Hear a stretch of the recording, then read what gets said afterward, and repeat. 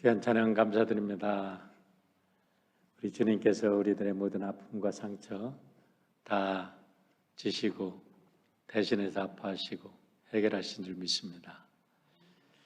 오랜만에 우리 남정 집사님 목이 많이 아파서 참여 못하셨는데 성가대 조연하셨네요. 감사하고 우리 이목희 권사님 한국 가셨는데 한국에서 이렇게 찬양에 조연하셨어요. 너무 감사합니다. 지난주에 본당이 너무 추우셨다 그래가지고 우리가 1부 예배, 2부 예배 사이에 히러를 좀 부탁을 드렸는데 아마 히럽을 시켰는데도 좀 쌀쌀하시죠? 어른들?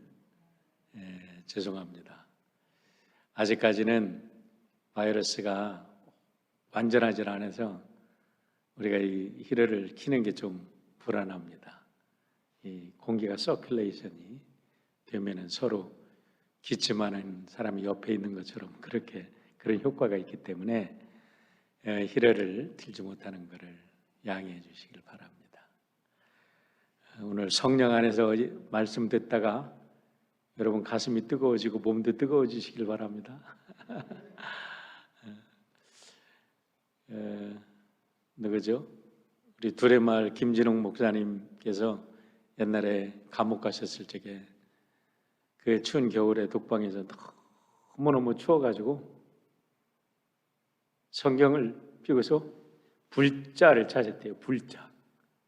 불자를 막 계속 찾다가 그 추운 날 은혜를 받아가지고 이 몸이 막 뜨거워지고 막 정말로 그래도 그 속에도 펄펄 뛰면서 하나님께 감사한 그 거듭남의 체험으로 자기가 오늘까지 왔노라 그런 고백의 말씀을 들었는데 우리 성령께서 충만하시면 우리들의 연약한 육신도 새로워지고 또 우리 몸속에 뜨거운 우리의 불뿐만 아니라 새로운 소망이 넘치게 될 줄 믿습니다. 오늘 귀한 예배를 통해서 우리 하나님의 임재와 하나님의 사랑, 이 어려운 시대에 우리 하나님께서 여러분 모두를 감싸주시고 축복하시는 경험을 하시기를 축원합니다. 하지만 안타깝게도 지난 3월 16일 화요일 아틀란타에서 또 총격 사건으로 인해서 새봄의 소식을 슬픈 소식으로 이렇게 만드는 그 큰 충격의 사건으로 우리 아시안 커뮤니티에 엄청난 충격을 가져오게 되었습니다. 미국 내 전체 사회가 시끄러웠을 뿐만 아니라 특별히 우리 아시안 커뮤니티에서 이 문제를 심각하게 다루면서 이 아시안 증오범죄에 대한 특별법을 지금 만들어야 되겠다 하고 우리 대표로 선출된 의원들이 지금 나서고 있는데 그렇게 될 수 있기를 기도하고 또 후원합니다. 메인 그 라인 커뮤니티 그 매스 커뮤니케이션에서는 처음에는 방송도 잘 안 했어요. 그러다가 나중에 아시안 커뮤니티에서 이거를 이슈를 강하게 삼자 이제 방송도 하고 다행히 대통령께서 이 일로 인해서 미국 전 지역과 해외에 있는 관공서까지 조기 개영을 다음 주 월요일까지 해라. 그래서 함께 이 아시안 커뮤니티의 슬픔에 동참하는 이런 액션을 취해줬고 이왕이면 이것이 정말 확대되어서 이런 증오범죄를 뿌리 뽑는 이런 법이 결정이 됐으면 좋겠다라는 생각을 합니다. 저는 목회자로서 오늘 이런 범행을 저지른 로버트 아론 롱이라는 21살의 젊은이를 좀 우리가 생각해 보기를 원합니다. 왜냐하면 이 친구는 크리스찬 가정에서 자랐고 그 부모님들은 주일날 열심히 교회 다닐 뿐만 아니라 수요일날도 그 교회에서는 그 베프티스트 처치인데 수요일날도 예배를 드리나 봐요. 수요일날도 참석하고 교회에 무슨 일이 있으면 아주 적극적으로 참여하는 평신도 지도자라고 합니다. 그리고 이 로버트라는 친구도 고등학교 시절까지는 그 학교 클럽에도 성경을 끼고 가고 나도 크리스찬 리더가 되고 싶다 그렇게 얘기하면서 열심히 교회에서 행하는 모든 그 크리스천 액티비티에 참여하고 또 선교도 함께 가고 그렇게 했던 젊은이라는 거예요. 그의 인스타그램을 이렇게 캡처를 해서 워싱턴 포스트에서 이렇게 그것을 보여줬는데 그의 인스타그램을 보면 거기에 He summed himself up as 그를 자기를 요약하기를 이렇게 요약했다라고 이렇게 나옵니다.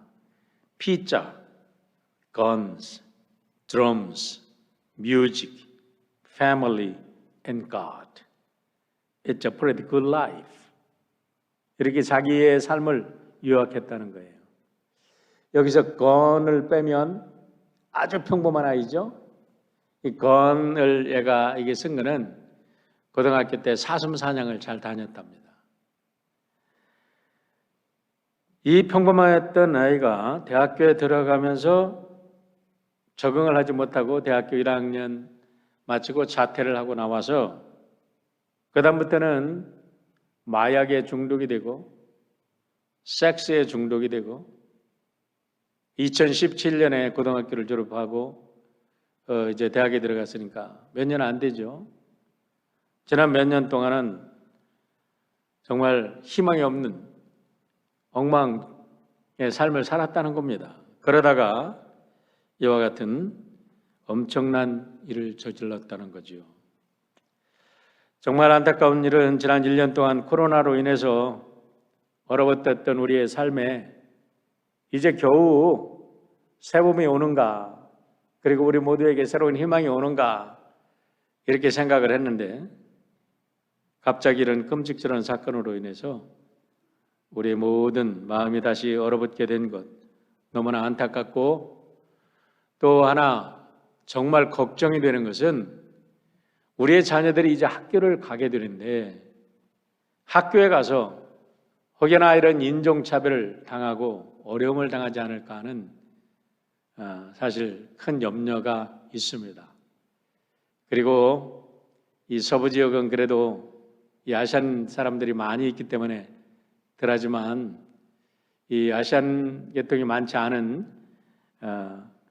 중서부 지역, 중부, 중남부 이런 쪽에는 우리 아이들이 만약에 대학을 간다면 그곳에서 얼마나 아이들이 심적으로 고통을 받을까 이런 생각을 하면서 특별히 우리 학부모님들 우리 자녀들에게 자주 전화도 하시고 기도도 해주시고 격려도 해주시고 믿음 잘 갖고 이런 시기를 잘 극복할 수 있도록 여러분들이 적극적으로 이렇게 우리 자녀들을 위해서 협력을 해 주셔야 될 것입니다. 저는 이 사건을 보면서 목회자의 관점에서 우리의 가정교육과 교회교육의 방향이 정말 심도 깊게 우리가 고민하고 연구하고 우리 함께 이런 전략을 짜야 되지 않을까 이런 생각을 합니다. 가정교육도 특별히 우리 한인사회에는 특별히 더합니다. 여러분 우리 한인사회의 문화는요 어떤 문화가 있냐면 우리 신학교 다니면서 많은 공부를 하고 세미나 할 때 이런 얘기를 했는데 쉐임에 대한 문화가 죽는 것보다 더 커요. 쉐임. 그래가지고 엉뚱한 거를 비교하면서 내가 저 사람보다 낫지 못하면 내가 쉐임풀하게 느껴지는 거예요. 그래가지고 아이들의 재능을 재능대로 살려주는 게 아니라 아이들이 부모의 어떤 이상을 이루어주는 하나의 도구처럼 아이들을 푸시합니다. 저도 고등학교 때 교편을 잡은 경험이 있지만 여러분 공부하는 아이들은 공부 가만 놔둬도 공부를 하고 공부를 싫어하는 아이들은 죽으라고 공부 안 합니다. 아무리 공부를 하려고 해도 걔들은 공부 못해요. 그런데 공부를 못한다고 걔들이 잘못 사냐? 아닙니다. 하나님이 주신 독특한 재능들이 있어요. 공부 잘한다고 해도 사회에 나가도 좋은 대학 가도 좋은 사람 되는 거 아니더라고요. 보세요. 오늘날 이 사회를 못된 짓 하고 사회를 엉망으로 만드는 사람들은 공부 잘해도 잘 나간다는 사람들이 더 큰 잘못을 많이 저지르잖아요. 좋은 사람도 있지만. 하지만 학교에서 공부 못한다고 여러분 사회가 더 잘못 삽니까? 나름대로 다 잘 살잖아요. 나름대로 다 공헌하며 살잖아요. 나름대로 다 자기의 재능 가지고 잘 개발하면 누구든지 하나님 주신 은혜의 그 몫을 가지고 훌륭한 삶을 살잖아요. 그런데 우리는 이것을 너무나 잘못된 한 방향으로만 우리가 푸시를 하는 이런 것은 이제 지양을 해야 되겠다라는 생각을 합니다. 특별히 교회 교육에서 우리가 하나님의 형상으로 사람이 창조되었다. 우리 모두는 하나님의 형상대로 창조되었다라는 그런 것을 가르치면서 여러분 우리가 아이들에게 어떤 가치관을 가르쳐줘야 될 건지 다시 한번 깊이 생각을 해봐야 된다고 생각합니다. 제가 지난주에 하나님의 형상에 대해서 묵상을 했어요.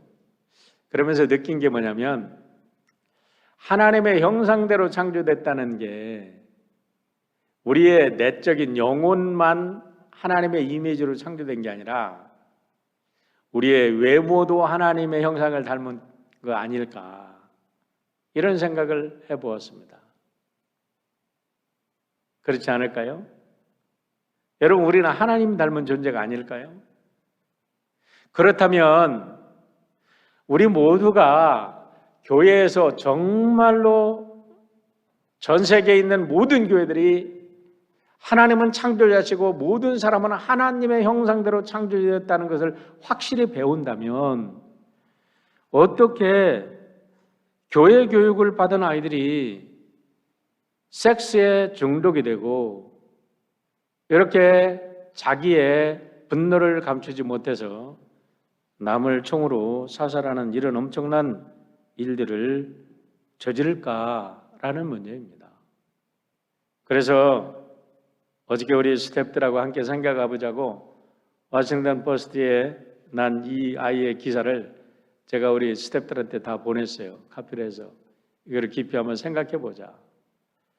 우리 샘터에서 우리 각 또 큐티 방에서 우리 스태프들이 함께 모여서 이 문제를 단순히 한 개인의 단순 범행이라든가 어떤 성도착증의 환자의 문제라든가 또 한순간에 지나가는 사건으로만 보지 말고 작년에 우리 아시안 증오범죄가 3,000건이 넘었대잖아요.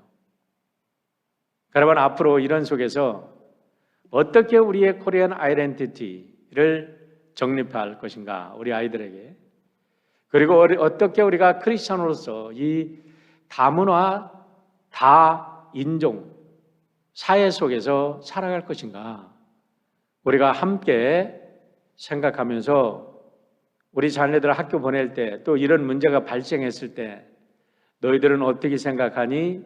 하고 아이들하고 대화를 하면서 혹시 아이들이 깊은 두려움에 떤다면 아이들이 부모님과 대화하는 덕에 치유받을 수 있는 길을 열어주고 또 아이들이 잘못된 앵거를 가지고 인종차별적인 그런 어떠한 생각을 가지고 있다면 우리가 그걸 넘어서 그리스도의 사랑으로 우리가 그런 악을 극복하고 이제 진정한 크리스찬의 정체성을 결정할 수 있는 좋은 기회가 될 수 있기를 바랍니다.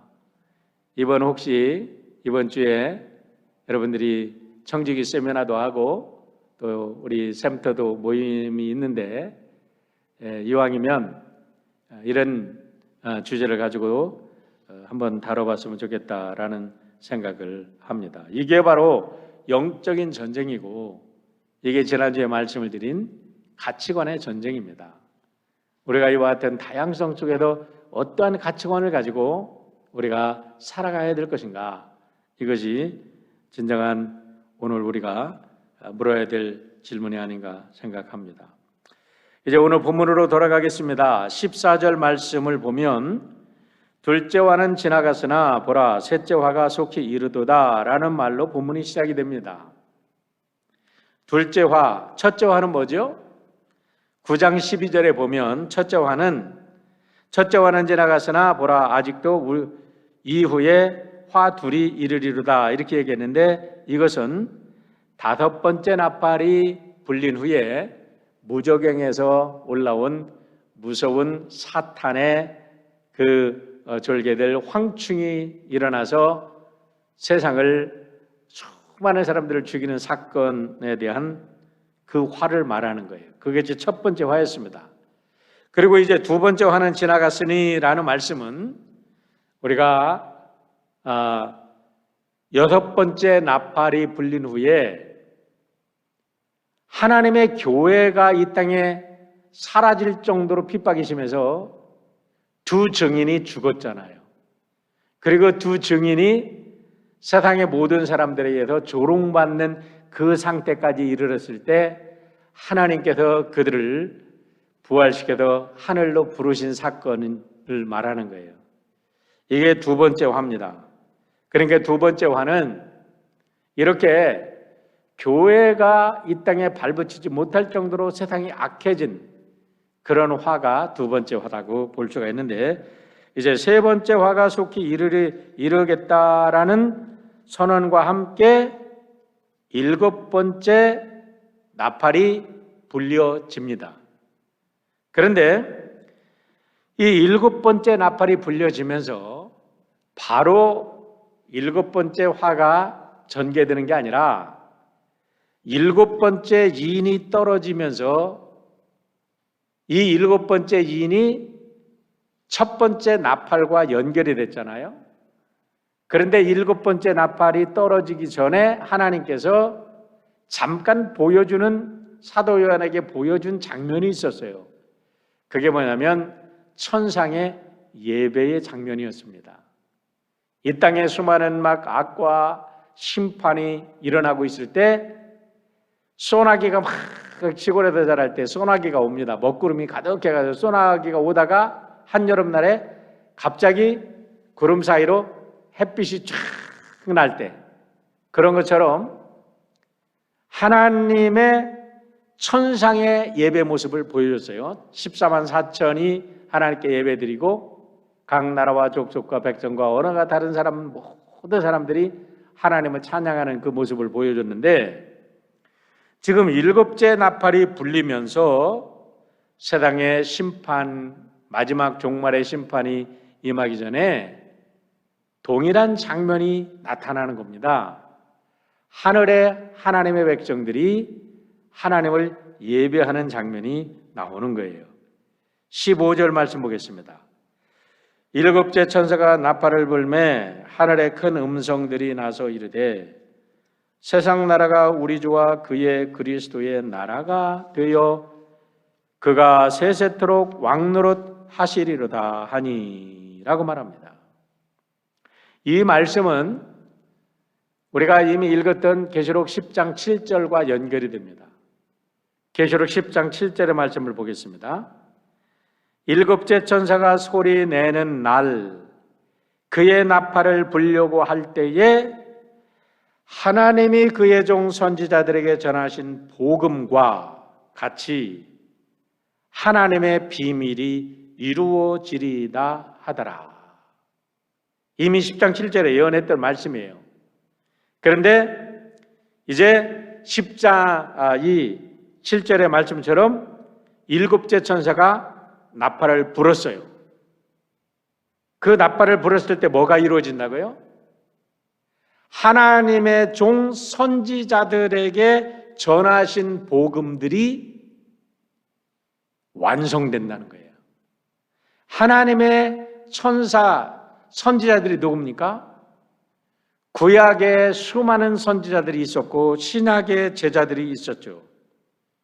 그리고 교회를 통해서 증거된 모든 선지자들 성경을 기초로 해서 선포된 하나님의 말씀이 비밀인데 그 비밀이 이루어진다는 거예요. 도대체 그 비밀이 뭐냐 이거예요. 그게 바로 15절에 나와 있는 겁니다. 그 비밀은 다른 비밀이 아니라 세상의 나라가, 오늘 우리가 살고 있는 나라가 하나님의 나라, 하나님의 아들, 우리의 메시아 주 예수 그리스도의 나라로 변한다는 겁니다. 그리고 하나님의 통치가 이루어진다는 거예요. 한번 보세요. 제가 영어로 좀 읽어드릴게요. The kingdom of the world has become. The kingdom of the world has become이라는 것은 현재 완료입니다. 현재까지 완료된 거예요. 이제 시작됐고 완료됐어. 하나님의 나라가 이루어졌어. 일곱째 나팔이 불리는 동시에 하나님의 나라가 이루어졌는데 하나님의 나라가 뭐를 대체하냐면 The kingdom of the world, 세상의 나라를 대체한다는 거예요. 여기에서 우리가 생각할 일들이 참 많이 있습니다. 베드로후서 3장에 보면 하나님의 나라가 이루어지기 전에 이 지구가 불로 완전히 뜨거워져 녹아져서 모든 것들이 다시 드러난다 그랬어요. 그러고 날 때 하나님의 나라 신천 신재가 이루어진다 그러는데 우리가 살고 있는 이 지구가 하나님의 심판으로 완전히 불덩어리가 됐다가 다시 이것이 정말 천국으로 변하는 건지 아니면 또 다른 하나님의 나라가 이루어지는 건지는 모르지만 가장 중요한 것은 뭐냐면 He will reign forever and ever 이 말이에요. reign이라는 말은 하나님이 통치하신다는 말씀입니다. 그래서 하나님의 나라를 The reign of God, 하나님이 통치하시는 나라, 하나님의 통치의 나라라고 우리가 부르기도 합니다. 그러니까 하나님의 나라는 어떤 물리적인 변화로 끝나는 게 아니라 더 가장 중요한 것은 하나님의 통치가 이루어지는 나라라는 거예요. 이제 일곱째 나팔이 불려지면 세상의 모든 악들은 심판을 받고 하나님의 공의와 정의와 하나님의 진리의 말씀으로 이 세상이 다스려지는 나라.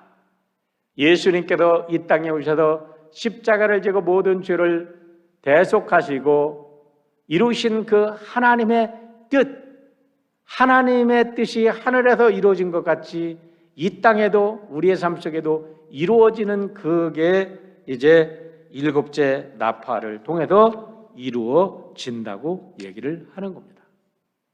여러분 여기에서 우리가 영원한 기독교인들의 희망을 발견합니다. 그것은 뭐냐면 기독교인들은 희망의 사람들인 줄 믿습니다. 우리 기독교는 희망의 종교입니다. 죽음의 종교가 아닙니다.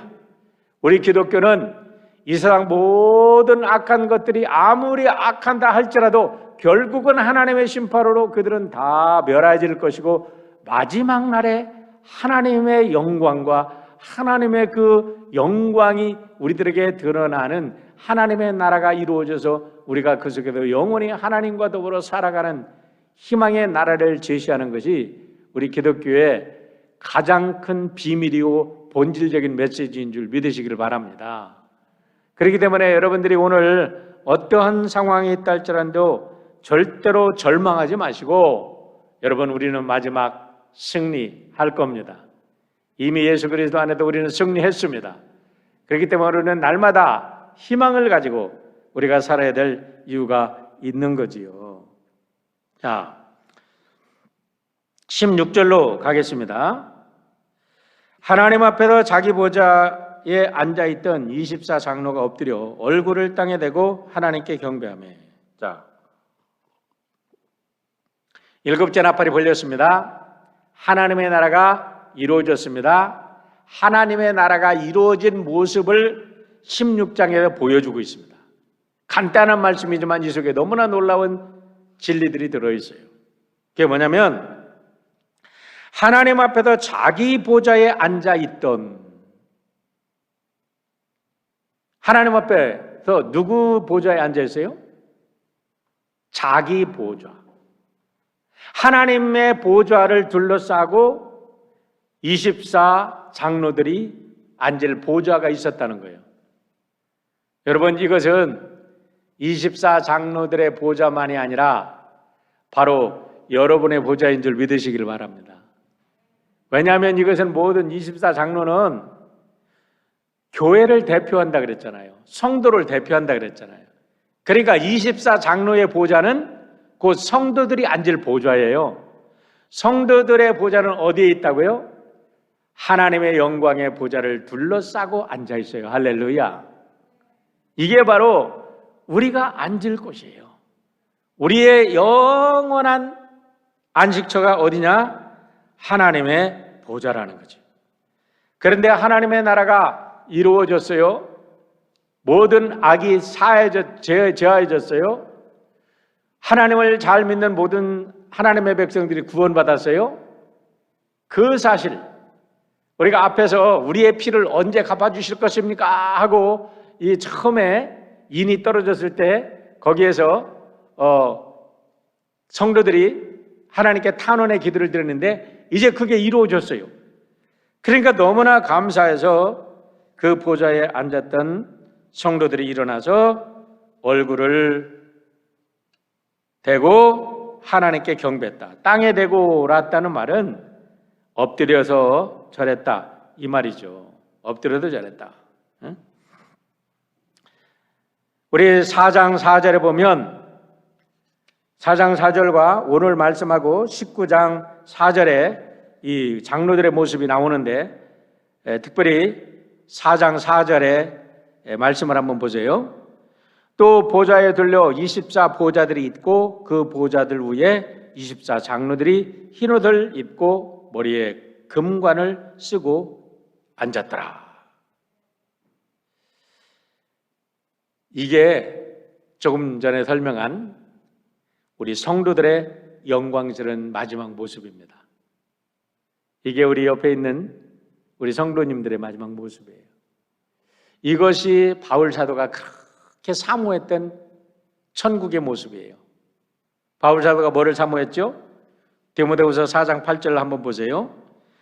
이제후로는 나를 위하여 의의 면류관이 예비되었으므로 주 곧 의로우신 재판장이 그날에 내게 주실 것이며 내게만 아니라 주의 나타나심을 사모하는 모든 자에게도니라. 이 아름다운 장면을 우리 사도 바울은 3층전에 올라가서 본 거예요. 하나님의 보좌를 봤잖아요. 그리고 그 영광에 그 사이에 들려있는 사도들, 구약에 있는 사도들, 그동안에 또 먼저 간 사도들의 모습을 거기서 보았을 겁니다.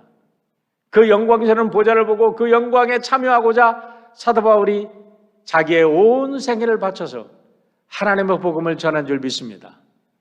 오늘 이 예배를 드리는 여러분 모두가 영안이 열려서 이런 거룩한 하나님의 보좌가 보여지고 믿어지고 이 영광의 보좌를 위해서 여러분들이 살아가기를 축원합니다.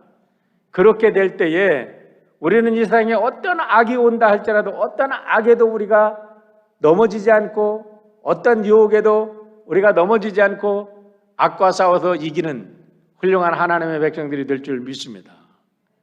자, 그들이 찬양하는 내용이 중요합니다. 17절.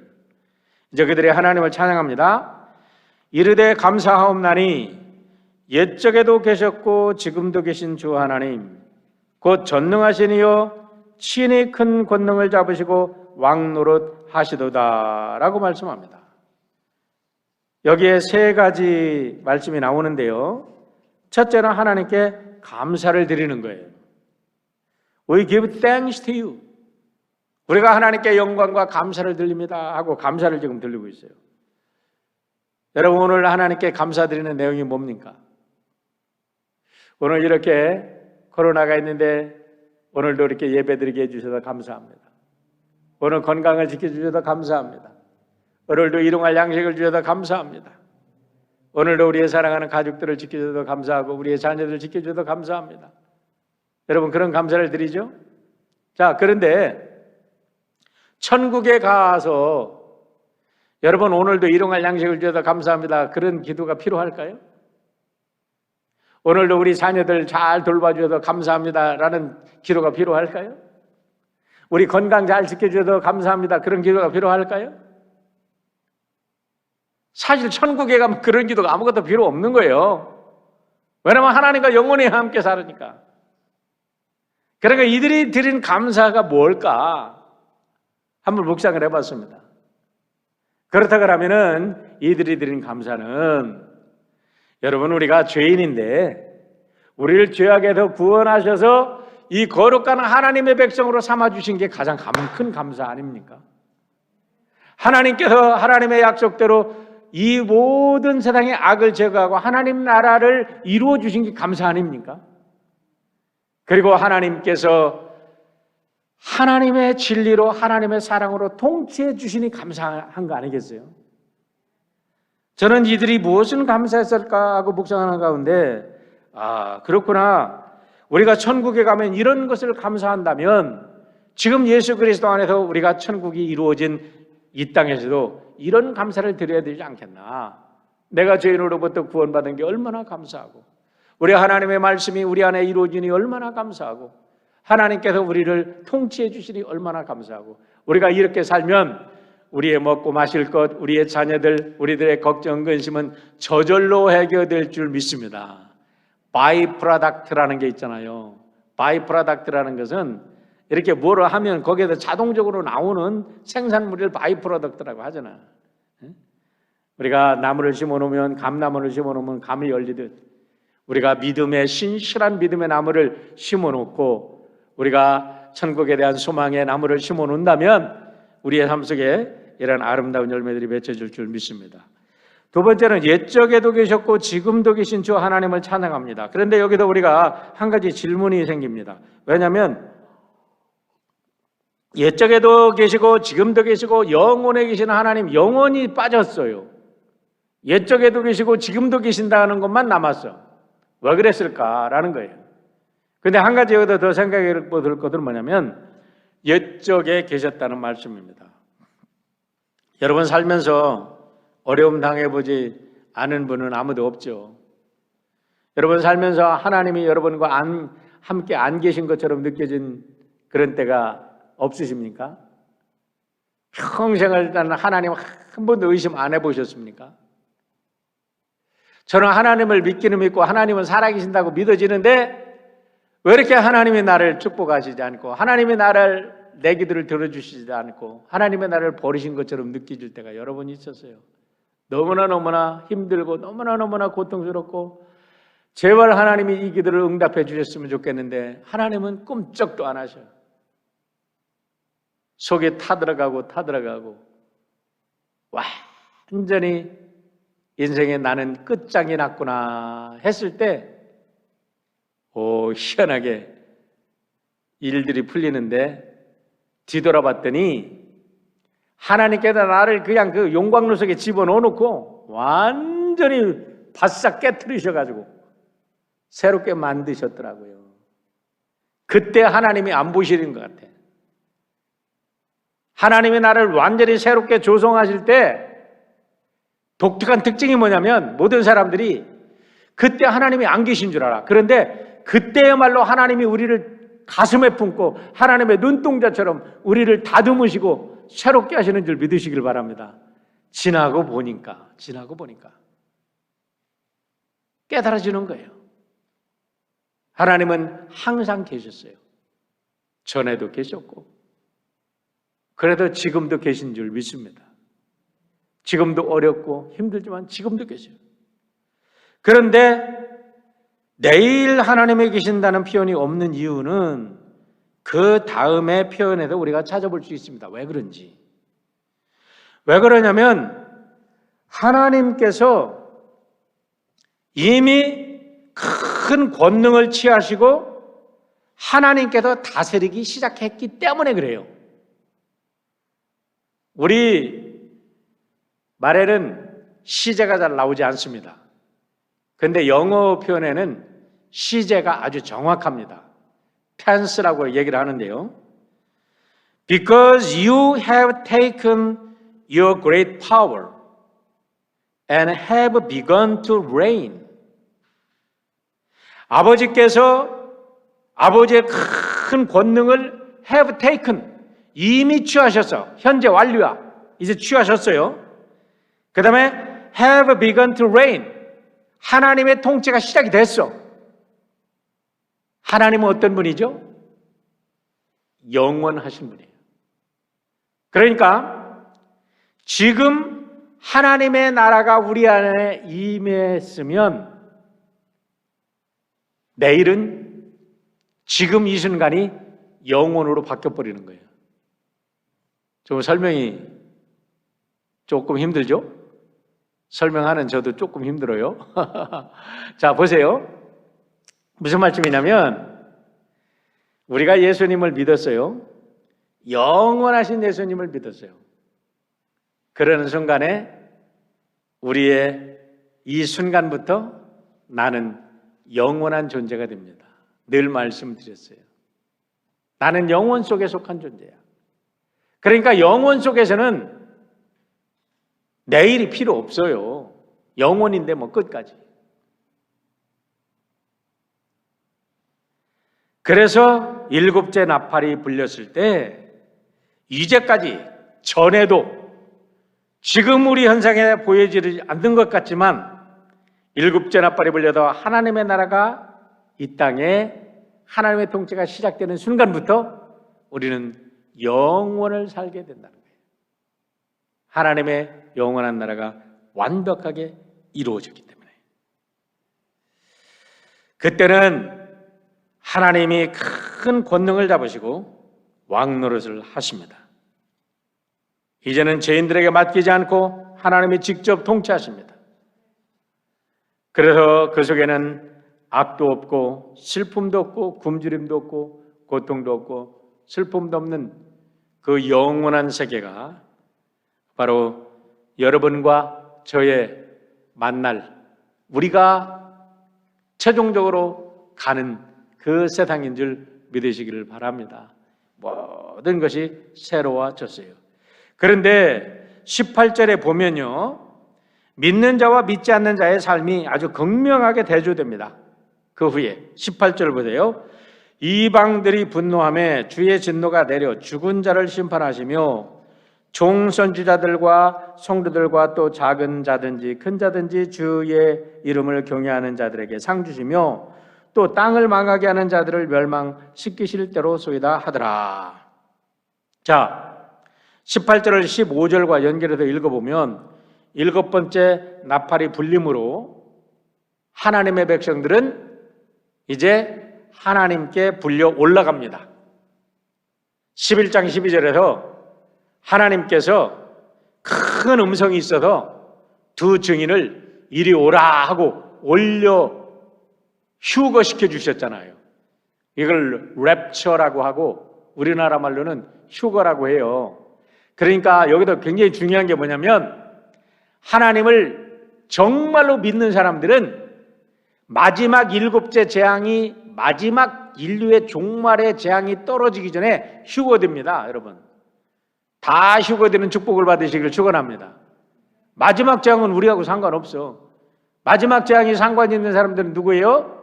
지금 분노하며 일을 가는 자들이야. 막 일을 부룩부룩 가라.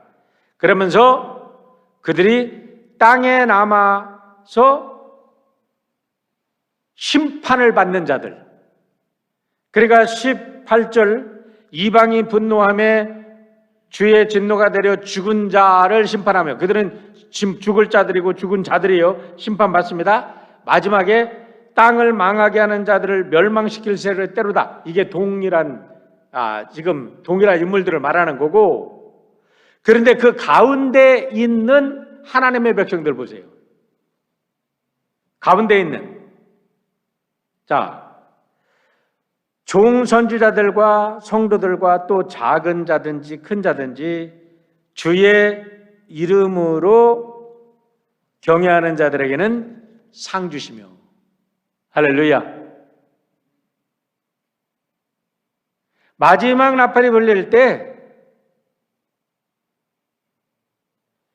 이 분노하고 땅을 망하게 하는 자들은, 땅을 망하게 하는 자들, 하나님의 뜻을 깨닫지 못하고 자기 욕심만 차리고 남을 죽이는 자들, 땅을 어지럽힌 자들, 다 이렇게 하나님의 심판을 받는데, 하나님의 종들은 어떻게 해요? 작은 자든지 큰 자든지 주의 이름을 경외하는 자들에게는 상을 주신다는 거예요. 할렐루야. 할렐루야. 그런데 이 분노하는 자들이 어떻게까지 분노하는지 한번 보세요. 앞으로 가서 계시록 16장 10절로 11절의 말씀을 한번 보겠습니다. 또 다섯째 천사가 그 대접을 짐승의 왕자에 쏟으리니, 여기에 굉장히 중요한 표현이 나옵니다. 짐승의 왕자에 쏟는데, 그러니까 마지막 심판이 이제 임하는 거예요. 그 사탄의 왕자에 쏟으니 그 나라가 곧 어두워지며 사람들이 아파도 자기의 혀를 깨물고 아픈 것과 종기로 말미암아 하늘의 하나님을 비방하고 그들의 행위를 해겠지 아니하더라. 이 이방에 분노하는 자들은요, 얼마나 양심이 화인을 받았는지 너무너무나 괴로워. 아픈 것과 종기로 말미암아 그랬는데, 이 종기가 여러분 나본 분은 얼마나 아픈지 아시겠지만 아픔의 극도를 표현한 안에 은유적 표현이에요. 이것도 얼마나 아픈지 혀를 깨물면서 했는데도 해결을 안 해. 왜? 양심이 화인 맞아서. 디모데전서 4장 2절 말씀 보여요. 자기 양심이 화인을 맞아서 외식함으로 거짓말을 하는 자들이라. 양심이 화인 맞은 자들. 여러분, 우리 양심은 화인 맞았던 양심이 예수님의 보혈로 치유되고 깨끗해진 줄 믿습니다. 우리는 아름다운 마음을 가져야 돼요. 거룩한 마음을 가져야 돼요. 자, 그런데 우리 이렇게 악한 자들은 마지막까지 분노하고 마지막까지 이를 갈지만 우리 하나님의 백성들은 상을 받습니다. 어떻게 상을 받는지 보세요. 마태복음 25장 21절 우리 함께 읽어볼까요? 같이 읽습니다. 그 주인이 이르되 잘하였도다 착하고 충성된 종아, 내가 작은 일에 충성하였음에 내가 많은 것으로 내게 맡기리니 내 주인의 즐거움에 참여할지에다 하고. 23절 한 절 더 읽습니다. 같이 읽습니다. 그 주인이 이르되 잘하였도다 착하고 충성된 종아, 내가 작은 일에 충성하였음에 내가 많은 것으로 내게 맡기리니 내 주인의 즐거움에 참여할지어다 하고. 여러분, 제가 이 두 번을 같이 읽었는데요, 토시 하나 틀리지 않습니다. 두 번을 읽은 이유가 있어요. 상 받는 대상이 달라요. 앞에 읽은 사람은 5달란트 받은 자에게 준 상이고, 두 번째 읽은 거는 2달란트 받은 사람이 받은 상이에요. 근데 상이 똑같아요. 우리 하나님 나라에 가면 큰 자든지 작은 자든지 신실하게 자기에게 맡겨준, 하나님이 맡겨준 그릇대로, 하나님이 맡겨준 능력대로 신실하게 최선을 다한 사람들에게는 똑같은 상을 주신다, 이 말씀이요. 여러분, 다 대통령이 될 수는 없잖아요. 다 우리가 1등을 할 수는 없잖아. 1등 하는 사람이 있고 꼴등 하는 사람이 있어. 그런데 1등 한다고 큰 상 받는 거 아니고 꼴등 한다고 큰 상 못 받는 거 아니라는 거예요. 재능은 달라도 자기 재능. 여러분, 우리가 학교에서 1등 꼴등 나누는 거는 뭐 학교의 기준이지 하나님 나라 기준은 아니야. 어떤 기준을 줬든지 자기 기준에 맞는 일에 최선을 다하면 하나님 나라에 가도 똑같은 상 받는다는 거예요. 배 아파요? 기분 나빠요? 기분이 좋아요? 할렐루야! 우리는 기분이 좋아야죠? 우리가 다 같이 하나님께 상 받는 거죠. 자, 마지막으로 이와 같은 심판은 뭐를 기준으로 심판받냐 하는 게 19절에 나옵니다. 이 말씀 한번 보겠습니다. 이에 하늘에 있는 하나님의 성전이 열리니 성전 안에 하나님의 언약궤가 보이며 또 번개와 음성들과 우레와 지진과 큰 우박이 있더라. 여기서 말하는 성전은 히에론이 아니라 지난주에 말씀했던 나우스 지성소입니다. 여러분, 지성소는 누가 들어가요? 대제사장이 들어가죠.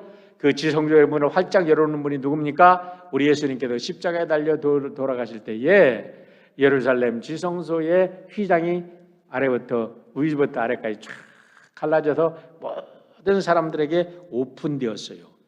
그런데 지금 이 하늘의 성전이 쫙 오픈되면서 뭐가 드러나냐면 하나님의 언약궤가 드러나요. 그 언약궤는 여러분 하나님의 십계명 말씀이 들어있고 하나님의 만나 항아리가 들어있고 하나님의 기적을 하나님이 함께 우리와 함께 하셨다는 아론의 쌍난 지팡이가 들어있었죠. 그런데 언약궤가 들어있다는 게 가장 중요한 겁니다. 하나님의 언약궤 위에는 언제나 하나님이 함께 임재하신다는 상징이 있는 것이고 하나님의 말씀이 그 안에 있는데 마지막 심판은 하나님의 말씀대로 이루어진다.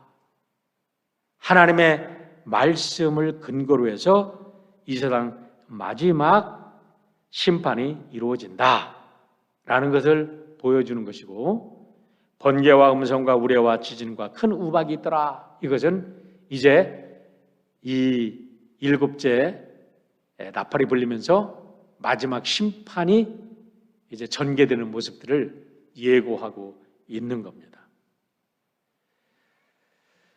그러므로 우리가 여기서 배워야 될 것은 뭐냐면 세상 끝날 때 참 진리가 무엇인가?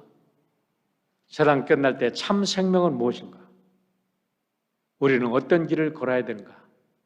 오늘 할 말씀이 우리들에게 분명히 보여주고 있습니다. 이런 의미에서 다시 한번 요한복음 14장 6절 말씀을 읽고 오늘 말씀을 마치겠습니다. 같이 한번 읽습니다.